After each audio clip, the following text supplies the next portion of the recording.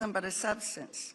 Housed in the West Wing, it ensures that people of faith are essential partners in serving the vulnerable, strengthening families, defending life, and shaping the soul of nation here and abroad. The President understands something very profound, that faith is not a threat to freedom. It is its foundation, that prayer is not weakness.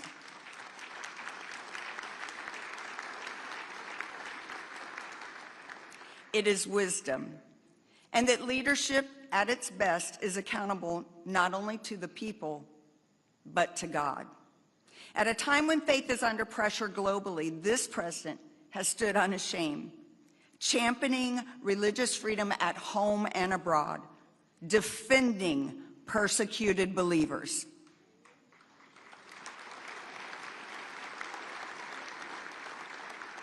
And affirming that America will always be a nation where people are free to worship, free to speak, and free to live their conscience. He is bringing peace through great strength. In fact, President Trump has brought religion back to this nation and beyond. It is my great honor to introduce, and I think I can say this not as senior advisor, but as his friend, the GOAT, the greatest of all time, the greatest champion of faith that we have ever had in the executive branch, the 45th and 47th president. Stand to your feet and give him the biggest welcome of the United States, a man I am honored to call friend, President Donald J. Trump.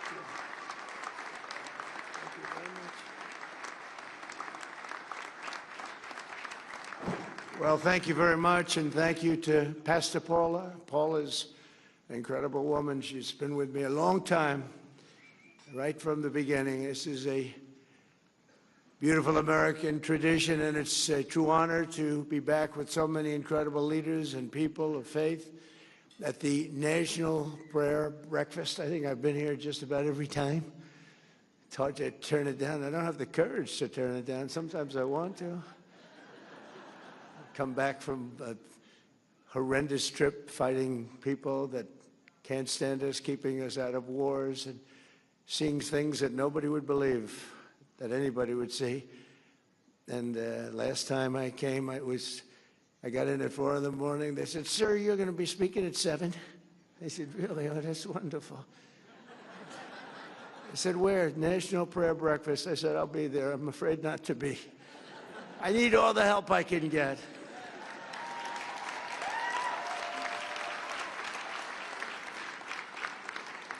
And you know, I never get a fair break from the fake news, which is back there. That's a lot of fake news. Because last time I was having a lot of fun. We had a big crowd. We had 60,000 people, and I'm talking about the fact that I will never make it to heaven. I will never, ever. And I was being funny. I was trying to be, you know, you can't be sarcastic with them because they write your words, and they don't, the people who are reading the words are much different. But I said, I'm never going to make it to heaven. I just don't think I qualify. I don't think there's a thing I can do, but all of these good things I'm doing, including for religion. You know, religion's back now hotter than ever before. I mean, I have to tell you. But I said, even though I did that and so many other things, I named things, I said, I won't qualify. I'm not going to make it to heaven. And the New York Times did a front page story that Donald Trump is questioning his life and the meaning of his life. No, I was just having fun. I really think I probably should make it. I mean, I'm not a perfect candidate, but I did a hell of a lot of good for perfect people. That's for sure. Right, Mr. Speaker? But I want to thank the dozens of members of Congress here this morning, including a man of immense faith and immense talent. He's a very talented man. He's a small minority. It's just really, because we go back and forth between minority and majority, and half the time we're minority and we still win. How do we win with a minority? You know, we have a couple of people that I consider to be negative. But we're 1 up, 2 up. Sometimes we're 3 up. In fact, we'll have 2 more victories very soon. We'll be 3 up. And we consider that having a massive majority, okay? Right, Mike? That's considered. We're not spoiled. Can you imagine if we ever picked up like 20 or 30 seats? Wouldn't that be that'd be too easy. I think it would be too easy. It wouldn't be fun. I get these calls from Mike. Sir, could you speak to so-and-so 3 o'clock in the morning? You know, we have 2 types.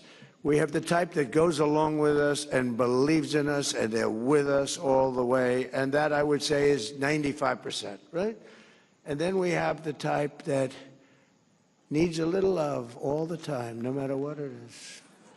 For the easiest thing on religion or republicanism, the easiest thing to pass, they always make it difficult, but they always get there. But I have to call them always at 3 in the morning. I'll always get that call. Sir, Speaker Johnson's going. So I get a, hi, Mike, what's up? What time is it? It's 3 in the morning.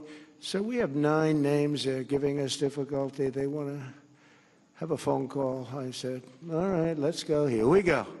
Same 9 all the time, right? You know? So I call up. I say, Chip, how you doing, Chip? Hello, sir. Sir, I can't quite get there. I just don't know. Could I come over for breakfast? You know, we have a 9 o'clock vote, right? I said, really, is it not? Sir, you got to get me there, sir. Let's have breakfast, Chip, great. Then I get others, pretty much the same 9. I don't want to name too many, but I would. And they always get there. We have one that doesn't get there. We have one guy. He's an automatic no.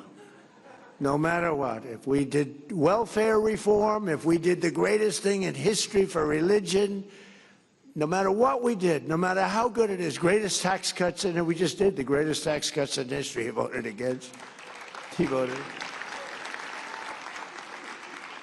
Now, no matter what we do, this moron, no matter what it is, we could put them all together. I think, Mike, what would you say the top 5 things? Name them. We'll put them in one bill, and we'll put them before we get 100% vote, except for this guy named Thomas Massie. There's something wrong with him.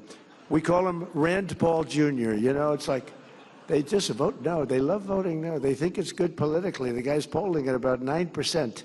It's not good. But we have great support, and we have great support for religion. You know, I've done more for religion than any other president. When Paula was saying that, it was so nice. I was proud of it. And I said, that's true. I told the people backstage. What she said is true. Who else would say that, right? But it is true. But then I said, but that's not saying much, because not too many presidents have done too much for religion. I want to tell you that. Certainly modern day presidents, they bailed out on you. They bailed out. They want to be neutral. They want to be neutral or against. You know, the Democrats are against. I don't know how a person of faith can vote for a Democrat. I really don't. And I know we have some here today, and I don't know why they're here, because they certainly don't give us their vote. I certainly know that we're not going to be convincing them to vote for a little thing called voter ID. It polls at 97%. And even the Democrat, the people, the voters, are at 82% for voter ID, but the leaders don't want to approve it. They said they will strike. They will not allow it to happen. It's polling at over 90%. It's called voter identification. When you go to the polls, you show, yes, my name is so-and-so, and I live in the country. I'm here. I can vote. They say, that's not allowed. And no, everyone's trying to figure it out. And they do something to win. You know what it is? They cheat. But let's get on to another subject. No, at that, they're the finest, probably anywhere in the world, I would say. But we're trying to pass voter ID and other things having to do with your religion. And getting the Democrats to vote is very, very tough. But we're grateful to the co-chairs of the breakfast, Representatives Ben Klein and Jonathan Jackson and Governor Bill Lee of Tennessee. Thank you very much. Thank you very much. Thank you very much. And I want to thank a man who's been with me for a long time. We've been friends, and I used to be interviewed by him, and all he wanted to talk about was war. I said, this guy, you know, he's very smart, went to the top schools, was a top student. He's like me. I was a very good student, too, but nobody would think so, you know. And nobody thinks Pete was a good student. I don't know. They think of him as a tough cookie, a flamethrower, which I like, actually, in the position of Secretary of War. But he has done some job. Pete Hegseth.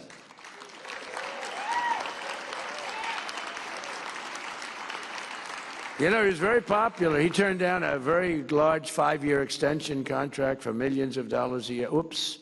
I don't want to say that. Your wife is here. She's saying, are you crazy? He's got the greatest wife.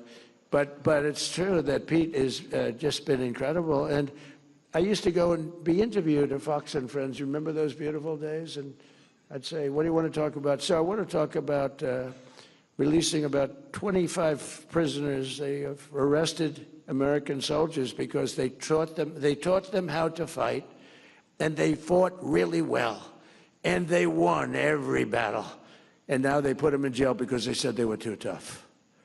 I said, so how many are there? 22. And some of these guys were they were fairly tough, wouldn't you say, Pete? But, you know, it's true. We teach people how to fight, and then you put them in jail because they fought a little bit too hard. And we took care of a lot of business, but that's all. We didn't talk about the normal things that an interviewer would be talking about, right? But I saw that, and I saw his love for the military. It was obvious. He was always looking to protect soldiers. And I said, you know, he's a really smart guy. If I ever get this thing, I got to get it. It wasn't easy, you know. They rigged the second election. I had to win it. Had to win it. I needed it for my own ego. I would have had a bad ego for the rest of my life. Now I really have a big ego, though.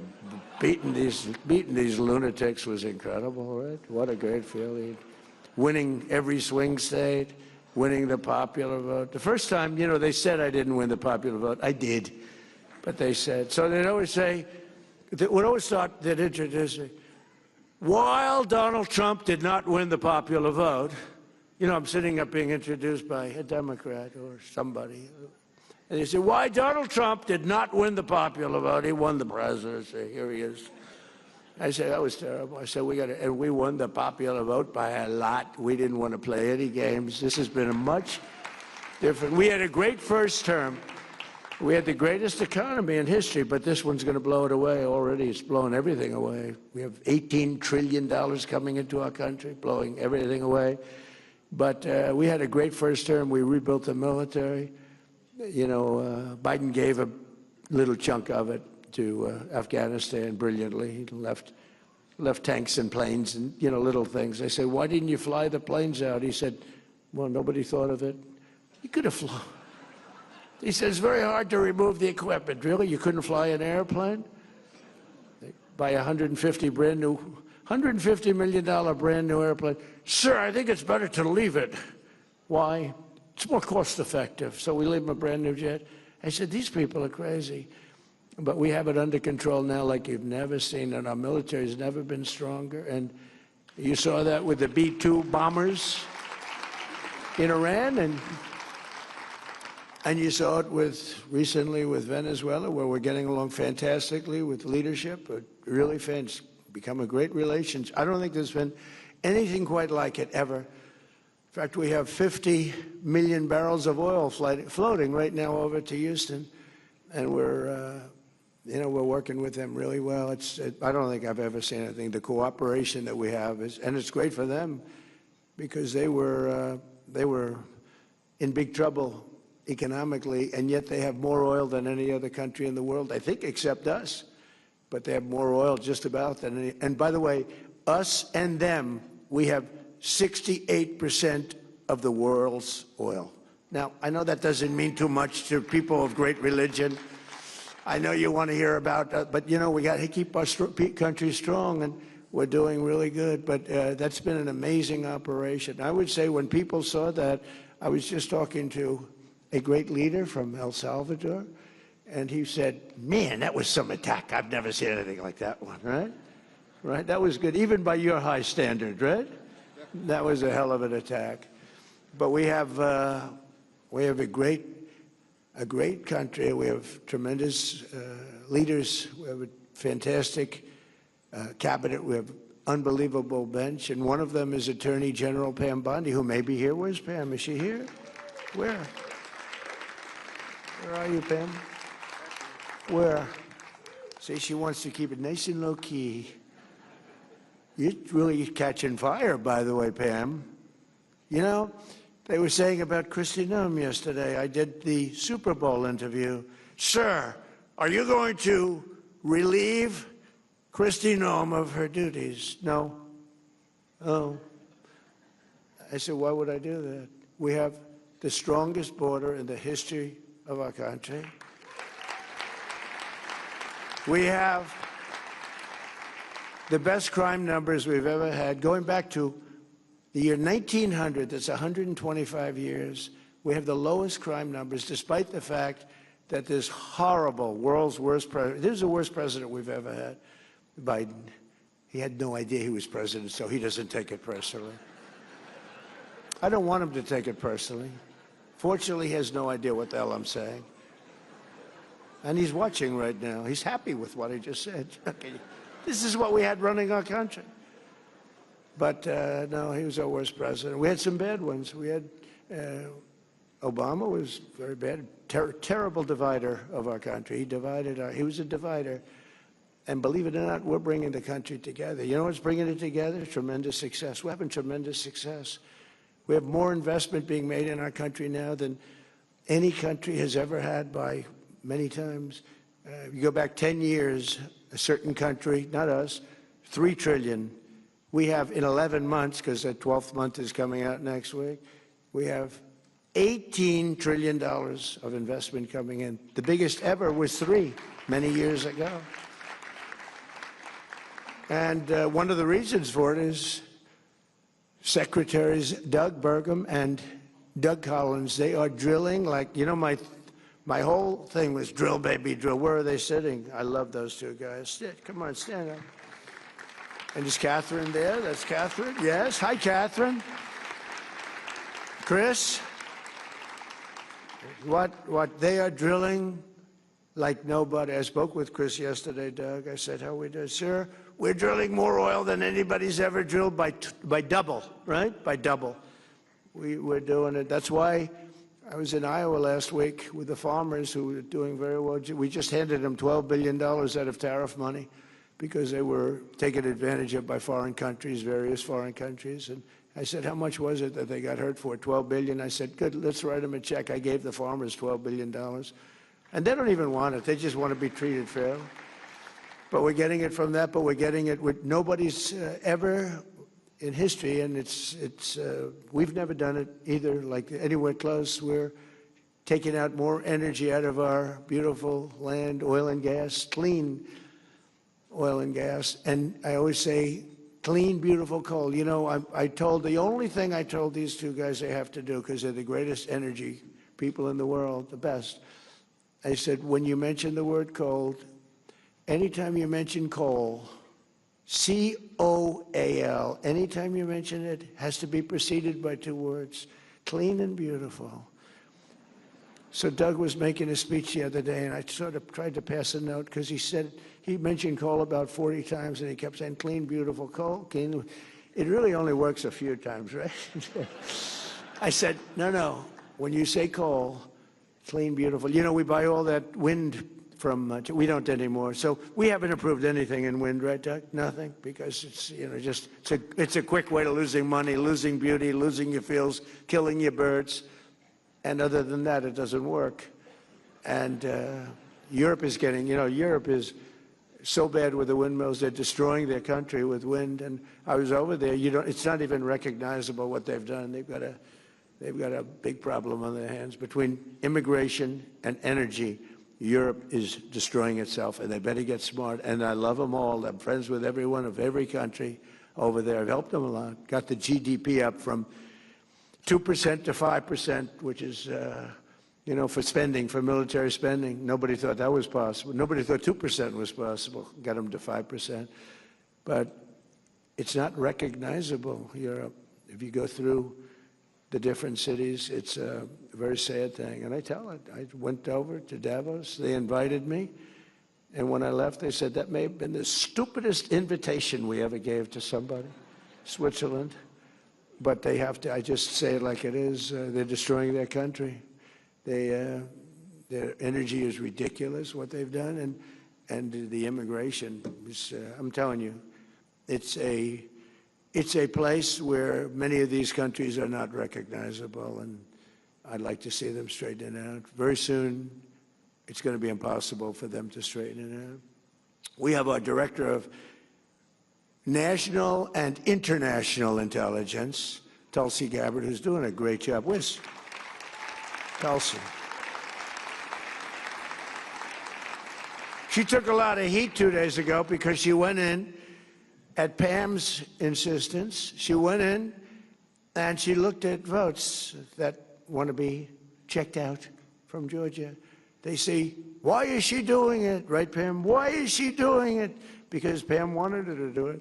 And you know why? Because she's smart. And they said, well, this has to do, her position has to do, it's really not so, but her position has to do with international. I say, well, the same people that said that, they've been saying Russia, Russia, Russia has been screwing our elections, okay? So let's assume Russia had something to do with it. They say, no, no, Russia didn't have. So now they're saying Russia had nothing to do with it. Because if I say Russia, that it's perfectly fine. But you could add China and about 5 other countries to it. But she's done a great job, and Pam has done a fantastic job, and we appreciate it both. I haven't seen you in a couple of days. And I have one of the greatest negotiators. I'm so proud of him. He's a great negotiator. He's smart and respected by everybody. Jameson Greer, U.S. Trade. Where is Jameson? He's around here someplace. Thank you, Jameson. Boy, he's good. We have a great team. We have a great economic team, a great military team. We have Raisin Cain helps Pete. Raisin Cain, General Cain. He wiped out ISIS in 3 weeks. I was told by General Mattis and General Milley, sir, it will take 5 years. I said, what? Sir, it'll take 5 years. He said, you mean we have the best equipment in the world, and we're fighting guys that use bad rifles, knives preferably. They're very good with a knife, but a knife shouldn't do it. And I said, why? And I flew over to Iraq, and I met a guy named Cain. I came out of the plane, and there's a handsome general standing there. I had 3 generals. I went there to find out why the hell we couldn't win the war. Why aren't we winning the war against ISIS? They've been, playing games with us. So I wanted to see, and that's where I met Raisin Cain. I said, what's your first name? Raisin, sir. They call me Raisin. I said, what the hell kind of a name is that? Right? We've learned a lot about him. Now we get it. In this very quiet manner, he's brutal. Just ask Venezuela. Ask Iran. They're negotiating now. They don't want us to hit them. We have a big fleet going over to Iran. But so Raisin was there at the bottom of the plane. What's your name? Raisin. What's your last name? Cain. I said, so your name is, let's get this straight. Your name is Raisin Cain, right? Yes, sir, that's what they call me. You're the guy I'm looking for. And then he said, sir, if you'd like, you can go and sleep. It's a 20-hour trip. If you'd like, you can go and sleep. We have quarters prepared for you. I said, no, I don't have to sleep. I've been on a plane sleeping for I'm sleeping the plane. I don't sleep on planes. I don't like sleeping on planes, I like looking out the window watching for missiles and enemies, actually. But he said, sir, we have a place prepared for you, and we can meet after you've rested. I said, no, no, no, let's go right now. So we did that, and I said to him, I said, they tell me it's going to take 5 years to defeat ISIS. No, sir. I said, well, how long would it be, General Kane? Sir, we can do it in 4 weeks. I said, what? We can do it in 4 weeks, sir. And I should have maybe a couple of weeks left over. I mean, you can do it in less than 4 weeks? Yes, sir. I said, well, how come they tell me, our television generals, as I call them, two very poor generals, I mean, these guys, they look nice, they were nice guys. They didn't have what it took, believe me. Yeah, some people have that. They don't have what it takes no matter what. I said, how come they tell me it's 4 to 5 years? And he said, well, I don't want to speak badly about anybody, so I'd rather not comment on that. I found that to be nice, okay? But I said, all right, tell me how you're going to do it. Well, sir, we use this one base here, and we're hundreds of miles away, and by the time the planes get to the target, they have to come back and refuel, and we're too far. I said, why do we do that? Because we don't want to offend any of the other countries.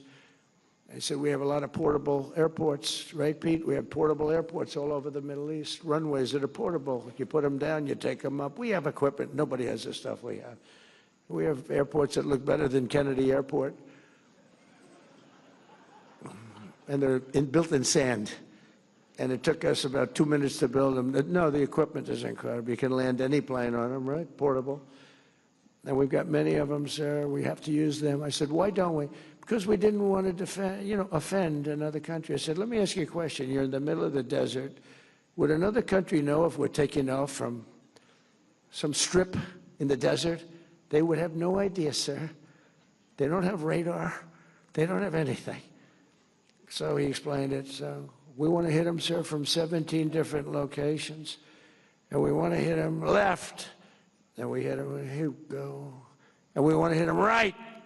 Sure, and we want to hit them from the top, and we want to hit them from the bottom. East, west, north, south. Sir, they won't know what the hell hit, and we'll knock them out. We did it politically correct. 5 years, we'd call up the country head, and we'd tell them, we'd like to attack ISIS today. As soon as the call was made, they'd call ISIS and tell them, you're going to be attacked, get the hell out of it. This is what we were doing for years, but not with Raising Cane and not with Pete Hegseth, right, Pete? We don't do that. And we have a little different method. So I went back to Washington and I said, this guy, he said, and then I checked up on him, and he was so respected. I said, he's really, respected. And I called him back. I said, General, go at it. Do good luck. God bless you.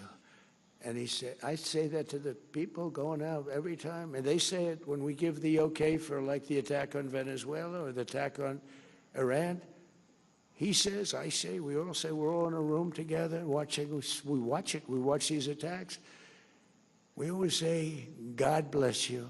Have a safe journey. It's a dangerous journey. These are dangerous journeys. Flying through the middle of Iran, they know you're coming, and you're in a B-2 bomber, the most incredible thing, and they weren't able to see it because it's stealth.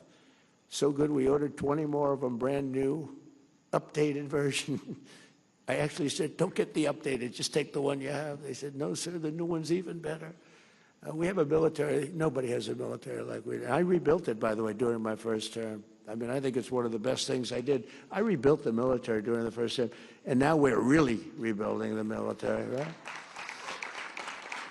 But the bottom line, I called him, I said, so you think you can do it, General? Yes, sir, I can do it. And it was over in 3 weeks. It was incredible, and I mean over. And then the election's rigged, and I wasn't there, and for 4 years, ISIS rebuilt. And they have a little bit of ISIS now again. And we knocked the hell out of them the other day in Nigeria because they were killing Christians. You know about that. They were killing Christians. So you can't do that. When Christians come under attack, they know they're going to be attacked violently and viciously by President Trump. I know it's not a nice thing to say, but that's the way it is. So we're also delighted to welcome visiting leaders and dignitaries from more than 110 countries. They're here, and including one of my favorite people, President Bukele of El Salvador. He has been so incredible. He has been such a great ally of this country. Thank you very much. Such a great ally. He's, some of you have seen, he operates rather large prisons, like prisons that's so large you can't see from one side to the other unless you have perfect 20/20 eyesight with binoculars. That's how long and big. And they do a job. They do a very humane job, but they're very strong prisons. And we send a lot of the people that we capture, the murderers, the drug dealers, the people that came into our country illegally and have already committed massive crimes. We had 11,888 murderers, and many of them are in your prisons right now, right? And he does a fantastic job. I mean, he really sounds like a different kind of, this is a religious breakfast. You're going to walk away and say, he's the meanest son of a gun I've ever seen. But I'm not. I just want to keep our country safe. It's very simple. We have to keep our country safe. So I want to thank you, Mr. President, for a great, amazing job you do with our people, too. They work together so well. Appreciate it. Not easy. This prayer breakfast comes at a special time for our country as we prepare to celebrate the 250th anniversary of American independence.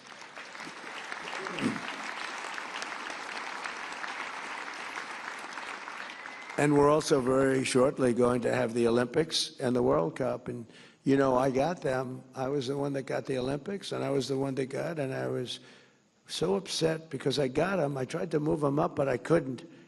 And my first term, I was getting them, and Barack Hussein Obama would refuse to call the Olympics because, in all fairness, they took advantage of him. Remember, he went there. He flew all the way to whatever country, some beautiful country in Europe, and he made his presentation, and he ended up coming in last. And that shouldn't happen to a president. If you're a president, you have to get a wink. I'll go there, but are you going to give us the Olympics? Otherwise, I'm not going there. I don't want to. So he sat there, made a very nice presentation. He came in last, came in fourth place. So he hated those people. He won't say that, I don't think, but I'll say it for him. And so he refused to be involved with the Olympics. I got a call from Democrats. The Democrat mayor of Los Angeles called me. So we have a problem. We have a president that refuses to call the Olympic Committee. And I just won the presidency. I was president-elect. And so I wasn't even in office. And I called this gentleman from, I think, Denmark. Can you believe? They own a large piece of ice that we're negotiating for. Extremely, it's the biggest piece of ice in the world. World's largest piece of ice. They'll never run out of water. But I called the president, I called the various people, but the head of the Olympic Committee, very nice guy, and I couldn't get him off the phone. He was starving for love because nobody called him. They just wanted to know from the president, does the United States want the Olympics? They didn't want to choose the United States and then, have somebody say, like, we don't care. I said, I desperately want it. We're going to get it, blah, blah, blah. And I spoke to him, I spoke to other people, and I got it. I called up the Democrat from Los Angeles, happened to be the mayor of Los Angeles. He was devastated. He couldn't get the all they wanted to do is have an acknowledgement from the head of the country. Wouldn't do it. But I did it. We got the Olympics. And we got the World Cup. But then I don't know if Johnny's here from the World Cup, but that guy's great. He's great, my friend. But I got them both, and I was really upset because I got them. And then I said, think of it, I won't be president because they're in the following term. Because, when you get the Olympics, usually it's 10 years in advance. And I said, so I did all that good work. It wasn't that easy. I got it. Then I got the World Cup. They both were happening now in a year, another year and a half, a year, right after the 250. I didn't get 250. I tried to claim it a couple of times. I said, and I produced 250-year anniversary. It was my deal. I got 250 years, and the press hit me hard on that one, so I gave that up immediately. But I happened to be president during that, so think of it. So I'm the president, and I got these two things, and I said, you know what? I got the Olympics to come to the United States, and I got the World Cup to come to the United States, and I probably won't even be invited to be there. And I was really angry. And then they rigged the election, and then I said, I'm coming back. And I got the Olympics, and I got the World Cup. Right?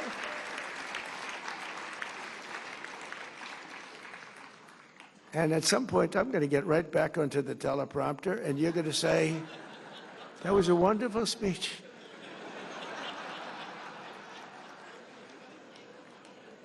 On that momentous day in 1776. This is so much easier. You know, it takes real talent to do the other.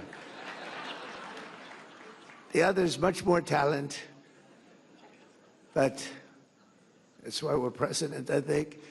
But we have very important words to say, and this is such an important group. And we have plenty of time to say it, because when it comes to religion, I have all the time. I'm one of the few that say we have all the time in the world. But on that momentous day in 1776, history changed forever when our founders proclaimed the immortal truths that echoed around the world and down all the way through time. They declared that all of us are made free and equal by the hand of our Creator. A lot of presidents refuse to say that. They refuse to say that. Some refuse. Some major politicians refuse to say the word God. They don't want to say it. I say it. That we are endowed with our sacred rights to life, liberty, and not by government, but by God Almighty Himself. And those words rang out from Philadelphia and launched a revolution, not just in America, but in the hearts of all humanity. The principles of the Declaration of Independence, which is one of three, sitting right beautifully in the Oval Office. I took it out of the vaults, and it's beautiful. It's beautifully protected, and it's a magnificent document. I stare at it all the time, and I read it as often as I can. A true, brilliant work of art. They've stirred the spirit of patriots in every nation, liberated millions from tyranny, and lifted billions from poverty, and it's doing now more than ever before. We're doing better than this country's ever done. In 1 year, think of what we can do. We just have to keep it going, Mr. Speaker, if you don't mind. Okay, got to keep it going. But no, and the Democrats admit this. No president in his first year has ever done the things we've done. When you think we've gotten the largest tax cut in history, larger than even in the first term. But we've done something else, and I think we've brought back spirit to our country. You know, 2 years ago,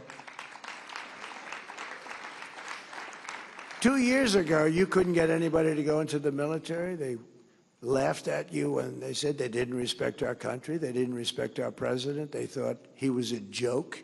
They thought our country was a joke. Other countries laughed at us and took advantage of us with tariffs, and we weren't allowed to charge, and they were allowed to charge, but we are allowed to charge. And I hope we get that Supreme Court decision, because we have taken in hundreds of billions of dollars of money. We're a rich nation again, doing what other nations have done to us for many, many years.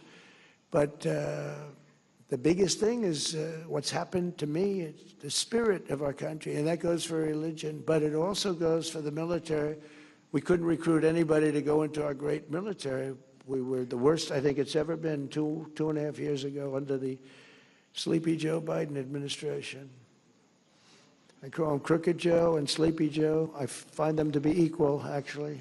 I do polls. Which is better, Crooked Joe or Sleepy Joe? And they poll about even. So I use both.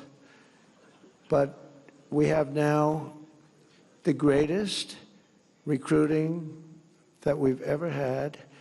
Everybody wants to be in the military. We're hot as a pistol.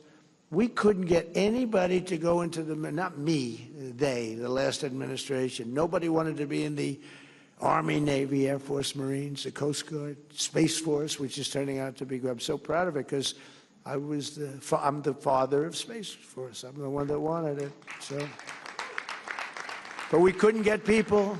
We couldn't get people. They couldn't get people to go into any of them, including our police departments and our fire departments.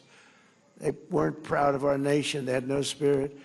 And now we have had the single greatest recruitment in the history of our country. There's never been anything like it. We have waiting lists of people wanting to get in. In fact, if we want to expand the military, Mr. Speaker, this would be a very good time to do it. We have so many people want to get into the military that, you know, we also won in the Supreme Court, as you know, based on merit. It was a merit, and we take people based on merit. Like, we prefer a strong person in the military as opposed to a weak person. We prefer somebody that's a strong, powerful person with extremely good vision that can shoot a rifle very well to a person that's extremely weak, non-muscular, can't shoot a rifle, has no idea where the hell he is. We have a military where they all look like Tom Cruise, only bigger. Now we hire on merit now. And that goes for colleges. People get into colleges now. If you have great boards and great marks and you work, and then somebody else gets in that's not nearly as qualified, now it's a merit system. It's tough in one way, but it's, you know, our country was built on a system of merit. And then we went away from it a number of years ago. We got it back. That was a brave decision by the Supreme Court, I'll say. And it's tough on some people. Actually, it makes people work harder, I think. But we have to base our country on merit, or we won't have a country. We were going in such a bad direction, it seems. And I give a lot of credit on that one to the Supreme Court. They give me some bad ones, too. But I give a lot of credit. That took a lot of courage to do it. But they understood it was the right thing to do. To be a great nation, however, I think, and I may be wrong, but I don't think so, because I've watched a lot and I study a lot. You have to have religion. You have to have it. You have to have faith. You have to have God. And thankfully, as we gather today, there are many signs that religion is coming back, and now it's no longer signs. It's just coming back. It's coming back so strong. You know, your churches are filling up. You didn't have that 2 years ago. It was hurt by COVID, but it really, and they treated you terribly. The Democrats treated you terribly. Sorry, Mr. Congressman, but the truth is, I mean, they had pastors holding services outside. The people were standing 15 feet away from each other, and everybody was arrested. You know, it was like, they ran it. You know, they always like to say, Trump is a dictator. They love that. I'm not a dictator. But they were like dictators. They were like the Gestapo. They were arresting people for going to church, and they were arresting people and treating people like horribly. And I made a lot of amends to those people. Those people were treated very badly for wanting to go to church. It had a huge impact, negative impact on churches, but the churches are now coming back stronger than ever. Nobody's ever seen anything like it, actually. So. You're all hot, okay? You know, it's like the king of Saudi Arabia. He said, and you probably heard me say it, I love it, I was with him, and he said, a year and a half ago, he said, you know, a year and a half ago, he said, we thought your country was dead, and now you have the hottest country anywhere in the world. We're the hottest country anywhere in the world right now, nobody even close. I think you can say that, Mr. I mean, El Salvador is very hot, but I think we can say that, right? We have the Congo here. I don't know. The Congo is hot. We just ended a war. One of our 8 wars that we ended, right? He's a great guy, too. He's a great guy. You talk about people that suffered. Those people suffered. In 2025, more copies of the Holy Bible were sold in the United States than at any time in the last 100 years. Now, how about that? How about that? Did you know that, Mr. Speaker? You know, Mike Johnson's a very religious person, and he does not hide it. He'll say to me sometimes at lunch, "Sir, may we pray?" I say, "Excuse me? We're having lunch." You know, the Oval. It's okay with me. But he's a very religious person, and he is popular, and he's doing an unbelievable job. So I think God is watching over you. God is watching over him. I don't know about me, so I hang around with him because I feel I'm protected a little bit. In the last 12 months, young Americans attended church at nearly twice the rate as they did 4 years ago.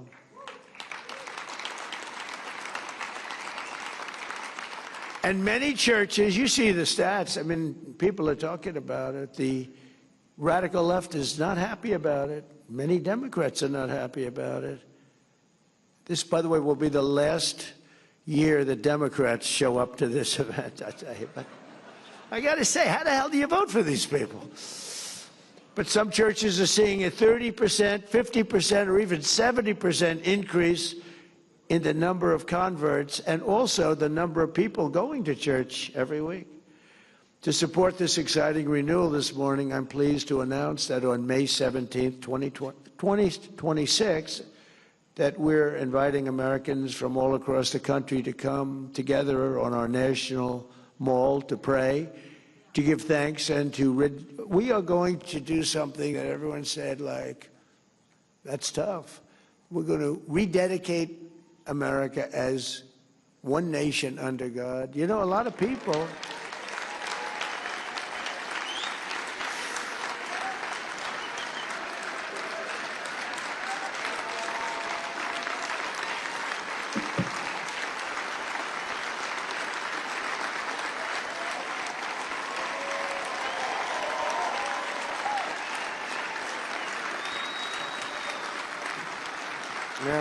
Thank you very much. It's good. That's what I mean by the Spirit. It's so incredible to see it. I see it so much. I've never seen anything like it in 1 year. I thought it would take 2 years, 3 years, 4 years to be where we are. Well, we've done it in, really 10 months. We're at 12, but now it's just getting to a level that we've never reached before as a country. But that includes religion. And maybe that's part of the reason that we're doing so well. There's such great spirit. It's all spirit, and it includes religion. I've always said, you just can't have a great country if you don't have religion. You have to believe in something. You have to believe that what we're doing, there's a reason for it. There has to be a reason for it. We're all working and we're behaving. I behave because I'm afraid not to, okay? Because I don't want to get in trouble.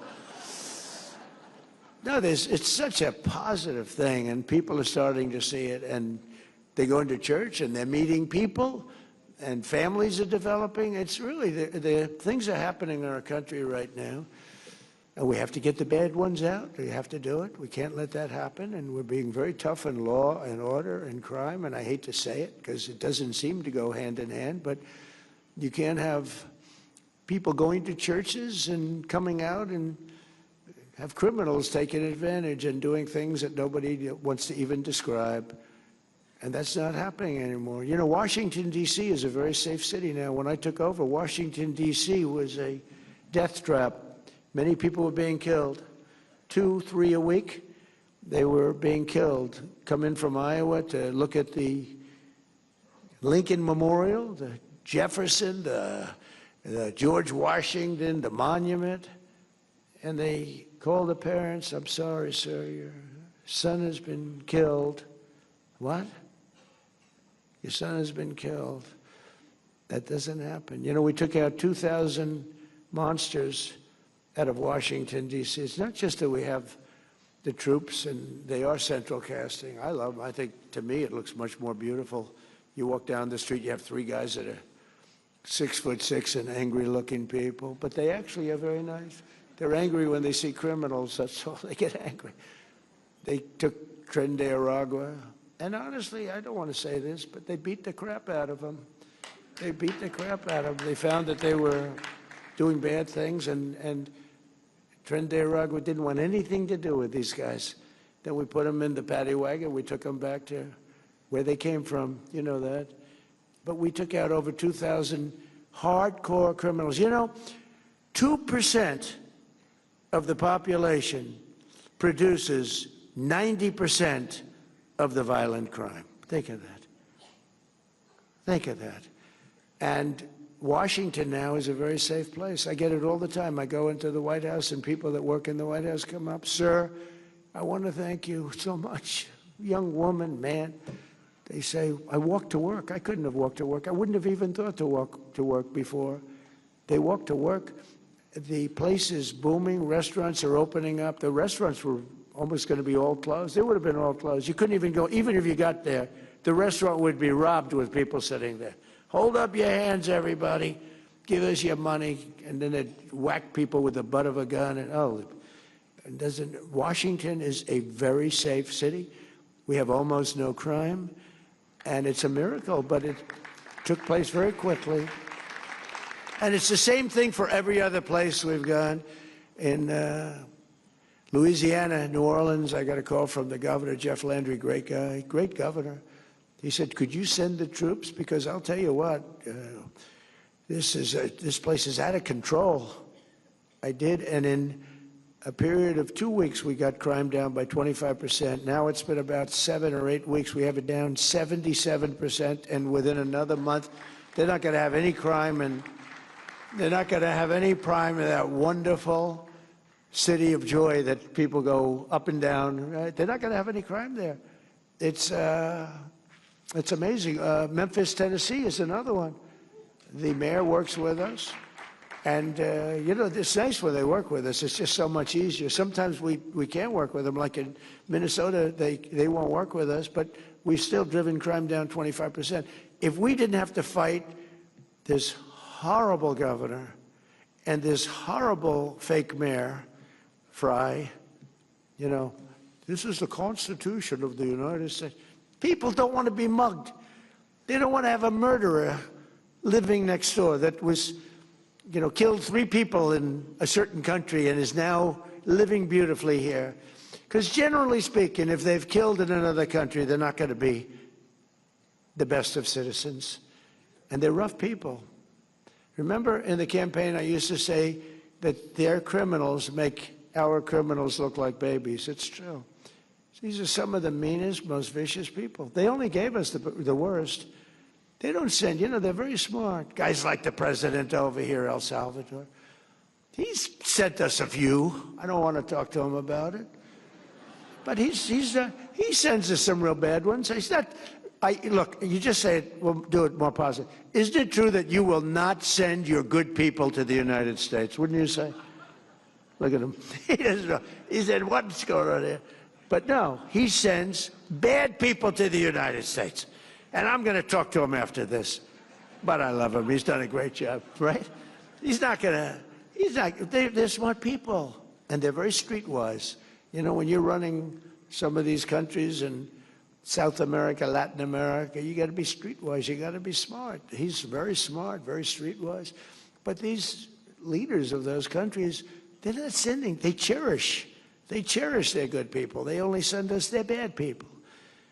But we have done some job, and we have, in Minnesota, crime's down, just despite that we have to fight these lunatics over there that are stealing money, by the way, also. I believe it's actually a cover-up of the $19 billion, at least, that they've stolen. I actually think they do this as a cover-up.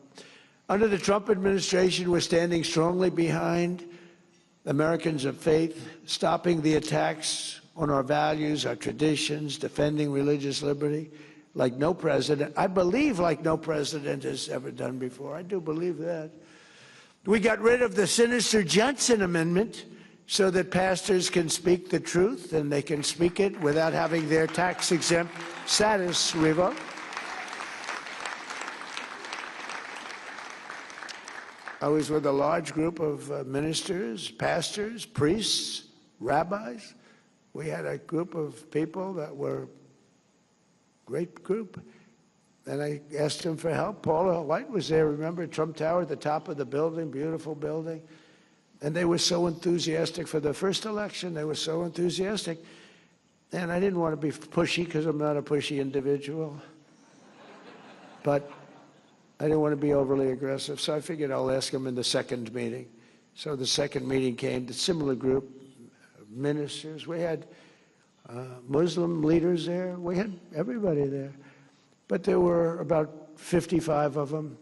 Beautiful boardroom on the top floor, tall building, beautiful building in New York. And I said, I'd like to ask, and they were so good. They, sir, we love you, you're great, blah, blah, blah. I figured this was going to be the easiest endorsement I ever got. And I said, I'd love to have your endorsement. And it was like ice. It was like death. I said, what the hell? What happened?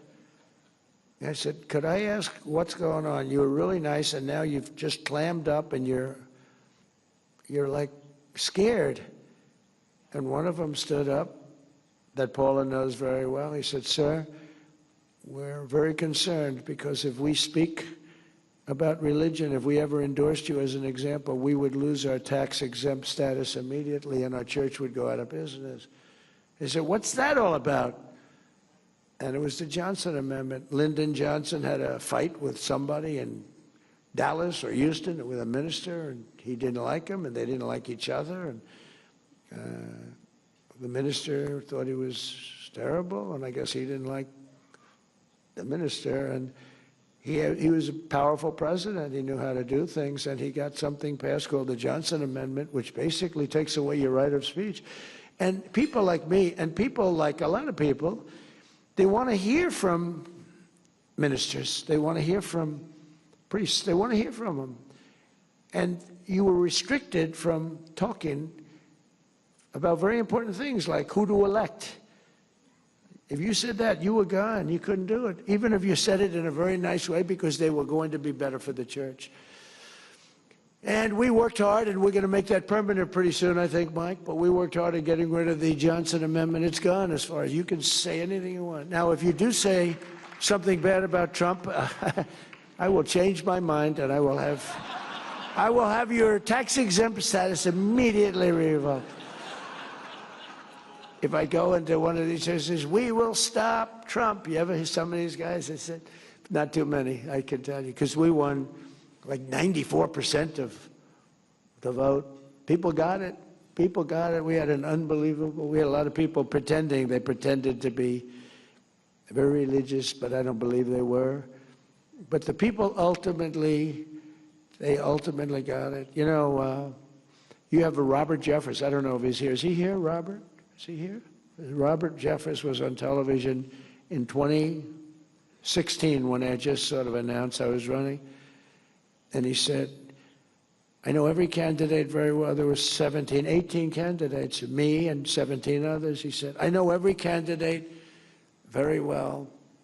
And I know Trump a little bit. But he may not be as good with the Bible as some of them.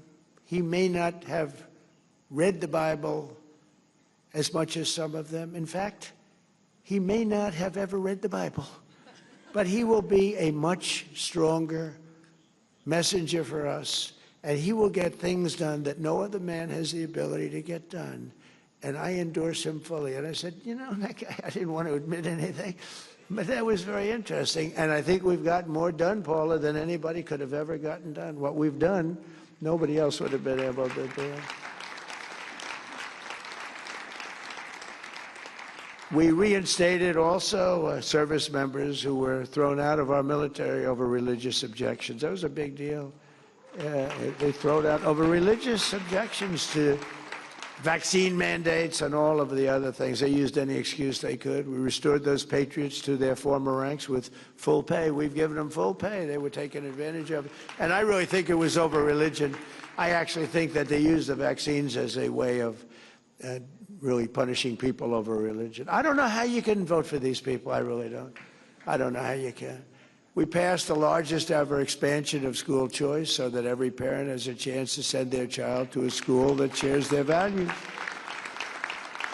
And today I'm also pleased to announce that the Department of Education is officially issuing its new guidance to protect the right to prayer in our public schools. That's a big deal.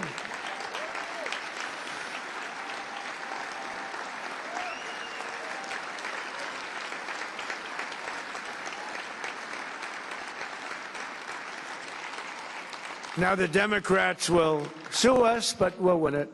We'll win it. They'll sue us. They sue us for everything. I'm the most sued human being in history.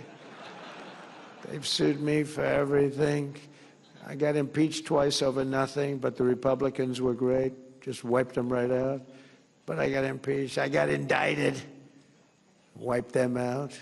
There's never been, there's never been, to the best of our knowledge, any politician that's ever been indicted who won an election. Very popular politicians got indicted, they lost. I got indicted so much, I got tired of calling my wife. I'd say, darling, I was just indicted again.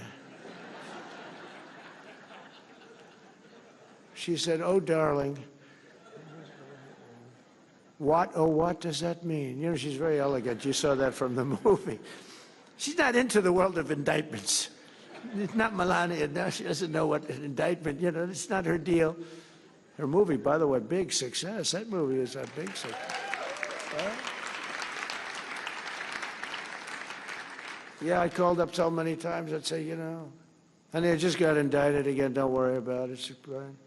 But think of it, many times. And then they say, Donald Trump is using the Justice Department to get even. And I don't. But wouldn't I have a right to? Think of it. There's never been in history a president treated like I got treated. But they say I use it. And it's amazing. I did that interview yesterday, and they said that. They said the question, are you using the Justice Department for your own personal gain? They said, they indicted me 87 times. It's the most incredible thing. But we don't do that, Pam, do we? Huh? We do what's right. We do what's right. And Pam does it. We have great people. We have great people working there. But we do what's right. We expanded the Mexico City policy to stop taxpayer dollars from being used to promote radical gender ideology all around the world. No other president would do that. No other president would do it. And my administration also rejoined the Geneva Consensus Declaration to affirm the right to sovereign nations to protect life, defend the family, and to be faithful to God. Nobody ever did that. I signed an executive order to slash federal funding for any public school that pushes transgender insanity. This is crazy. On our youth. Who would think about that? Who would think if you go back 15 years, you're talking about, and I stopped the mutilation of children. The mutilation, the word is mutilation. They mutilize, the mutilation of children. I stopped it. Who would think if you said that 15 years ago, they'd say, what the hell is he talking? Is he crazy? It's levels you've never seen. We're still fighting it, but, transgender for everybody. They want transgender for everybody. We stopped it. And we also, very importantly, we got men out of women's sports. It's enough of that nonsense.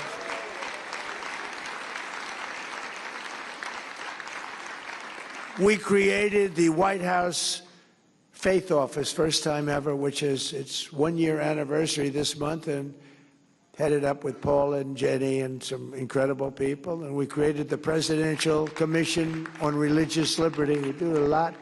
That's a great commission, by the way. That's a phenomenal commission. I signed it.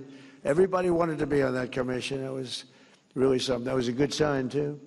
And we have incredible people on it. I signed an executive order to combat the vile scourge of anti-Semitism, which is really raging, rising. Surprising. Nobody thought they'd see that. Happened very, very rapidly during the 4 years of Biden. And I set up an official Department of Justice task force to eradicate anti-Christian bias, because you do have a lot of that. They don't talk about that. They're always talking about other religions and other different, but a lot of anti-Christian bias, and you see it going in foreign countries. I mentioned Nigeria. There are others. We're hitting them very hard. My administration is confronting head-on the militant and really intolerant campaign that tried to drive religious believers out of public life and out of society. I mean, religious leader, And now religious leaders are respected as much or more as any leader of any type anywhere in the world. Religious leaders are respected again, and that's the way we have to have it. They really are respected again. They were having a hard time. They were having a very hard time. The last 4 years previous to the one that we served, the last 4 years were brutal on religious leaders. They were brave. Some were very brave. Some couldn't take it, and a lot of people understand it. Some were brave, really brave. The Department of Justice recently charged 9 individuals for storming a church in Minnesota during a worship service and trampling on Americans' First Amendment rights. I watched that tape, and that was violent. I saw the people sitting there, Pam, and they were scared. Some were scared and some were holding up their hands like, I believe in God. But they were violent people. Screaming, your parents are Nazis. Your parents are Nazis. The people are sitting, and I thought the minister was great. He was so calm and good. They're screaming at him, terrible, right in the middle of a church service. It's got to be illegal. I mean, Pam is doing it. I'm not doing it, but Pam is doing it. And I'll tell you, people are happy with the job that's taking place because they're bad people. They're bad people. You have one Trump hater in particular that I watched his performance. It was terrible. They try and use freedom of the press and all this to get out of a criminal event. But that was a horrible thing to witness. And if we allowed that to go on, you wouldn't be able to have a church. No, everybody would be afraid to go to church. And that we are not going to allow, are we, huh?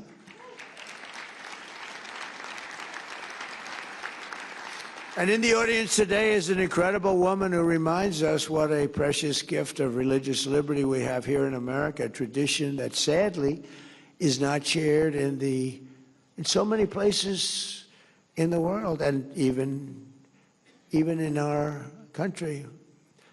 And our media is so bad. If we had a good media, it would be so much easier. But think of it, we're doing this all with a really corrupt and bad media. Miriam Ibrahim is a Christian from Sudan, and I'm working hard to end that war. We're very close to getting it done. That'll be number 9. If we don't get Russia, Ukraine first, but we're working hard to end that whole war. We're very close to doing it. We've almost done it. In 2014, a Sharia court in that country sentenced her to 100 lashes and death for marrying a Christian man.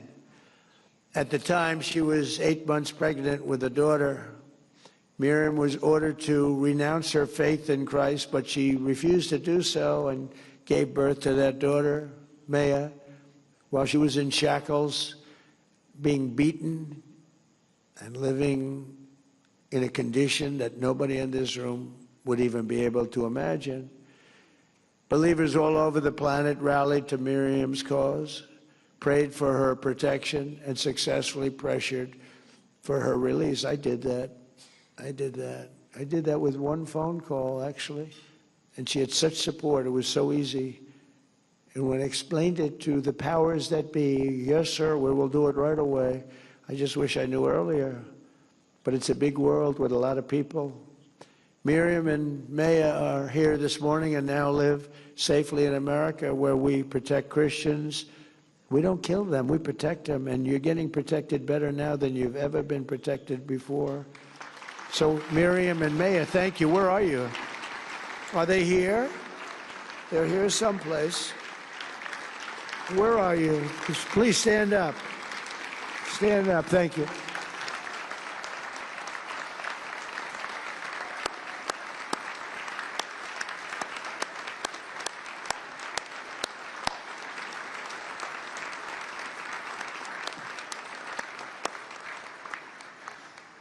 That's great. A lot of bravery. No administration in modern history has done more to confront the plight of persecuted Christians around the world than we have. With us, it's a mission. It's actually a mission. On Christmas Day, in close coordination with the government of Nigeria, we worked with them, but they got to get tougher. I ordered powerful airstrikes to decimate the ISIS terrorists who have been slaughtering Christians in that country by the thousands. It's not even believable. We hit them so hard, they still don't know what the hell happened. And we were going to do it on a different day. I said, no, do it on Christmas, so they understand it. Remember, Christmas was, when I ran in 2015, when I announced, I said, we're going to bring back Christmas, because the word Christmas was almost gone, and we did. People use Christmas anymore. We brought back the word Christmas. They didn't want to use it, and we're using it again. But I specifically told Pete, I said, hit him on Christmas Day. Not earlier and not later, right, Pete? And man, did he hit him. So then we hit him again recently. We hit him again pretty hard. But we're honored to be joined today by the First Lady of Nigeria, who also happens to serve as a Christian pastor at the largest church in Nigeria, a very respected woman. First Lady, please, where are you? Thank you very much. It's a great honor. Thank you very much. Very respected person, too. Thank you. I'm also working tirelessly to end dangerous conflicts and help move past ancient hatreds. In October, I ended the war in Gaza, saving hundreds of thousands of lives. It's amazing. We have peace in the Middle East, by the way. First time in 3,000 years. We have peace. There are little embers, but it's nothing much. You know, we got back the last hostage, dead hostage. We got back all the hostages now, all of them. We got the 20, but we got many. You know, we got hundreds back before that.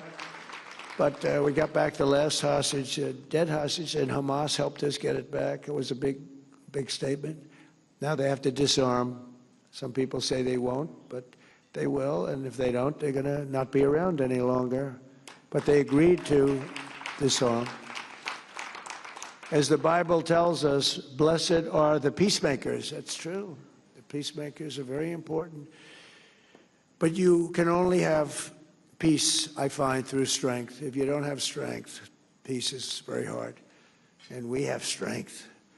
In 1 year, I've ended 8 raging wars, such as Cambodia and Thailand, Kosovo and Serbia, Pakistan and India, Israel and Iran, Armenia and Azerbaijan. These are all wars that were, President Putin called me up on Azerbaijan and Armenia. He said, I've been working 10 years to get that war. How did you do it? And I got it done. I got it done. 2 really good leaders. All they knew was fighting each other. They were fighting each other for many years. That's all they knew. And we got it worked out pretty quickly. A few months ago, right here in Washington, we signed a historic peace agreement between the Democratic Republic of the Congo and Rwanda, which provides the first ever pathway to peace to end a 30-year, unbelievably violent conflict. And we're joined today by a very, very brave and wonderful man, the president of the Congo, President. President, would you stand up, please? You are so...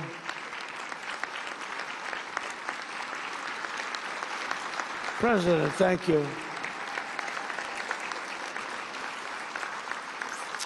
And you really are, you're a brave man.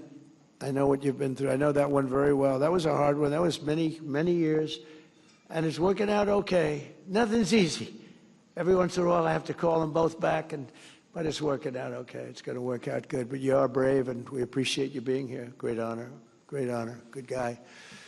Together, he and I have also signed the largest minerals deal in U.S.-Africa history. And, you know, Congo has magnificent land. It's incredible land, and he's going to, he's doing very well with it, so we appreciate it. But we've signed the largest deal with some of our big companies, and they're going in. So thank you very much, Mr. President, and you call me for anything, right? Thank you.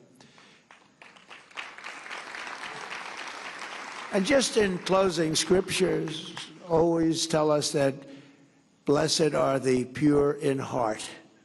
I don't know if that applies to me necessarily. I'm not so sure. I don't know, Paula, does that apply to me? I'm not sure. I try. But we're joined this morning by two incredible young American patriots and believers who show that, you know, that's so true. Last summer, Emma Foltz and London Smith were both camp counselors at Camp Mystic, the Christian girls' camp in Central Texas. One of the worst things I've ever seen. On that fateful night, 20 inches of rain fell in a matter of minutes. Nobody's ever seen anything like it. And the river rose 20 feet in literally 30 minutes, leaving utter devastation and destruction. Emma bravely helped lead 14 precious little girls to safety. And London, seeing the water rise, gathered with other girls at the top of their building and prayed. They just prayed and prayed. And as they prayed, the water miraculously stopped rising.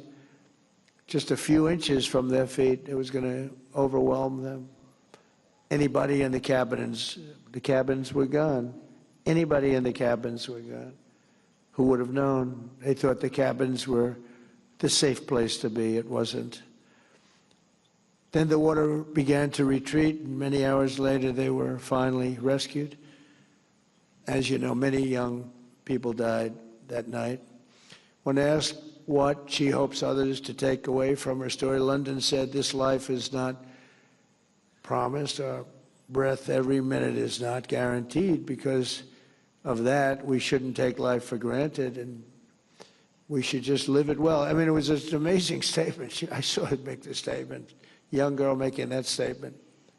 Incredible, actually. A very complex statement. Smart, but true. London, I know exactly what you mean, and I want to thank you both for being here and your remarkable, incredible courage. It's been really amazing. And if you could at least stand, you know, I said, "Would you like to speak?" And they said, "Well, we're a little shy." But you know what? You may be shy, but you're very brave. Would you please stand?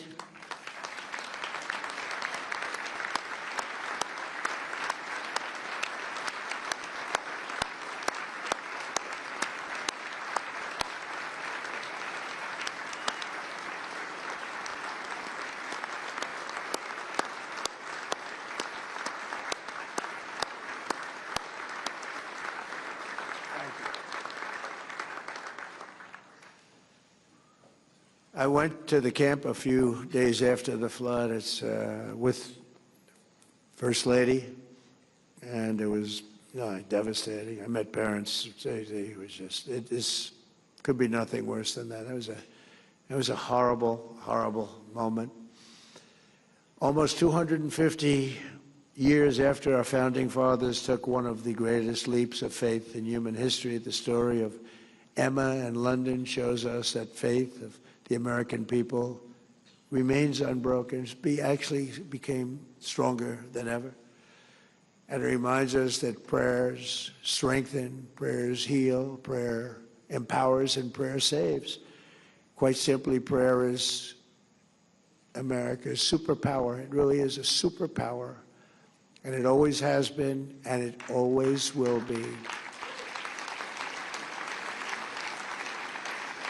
And I have no doubt that with the love, devotion, and patriotism of the people in this room and our friends from all over the world, some great ones right here, we can make our country and the world a safer, stronger, more peaceful, and more faithful place than ever before. And it's all happening right before your very eyes. And I want to, again, thank you. God bless you, and God bless America. Thank you, everybody, very much. Thank you.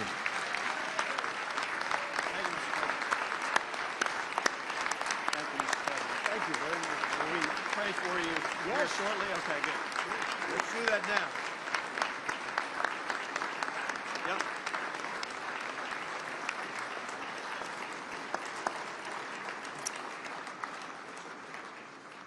Thank you, Mr. President.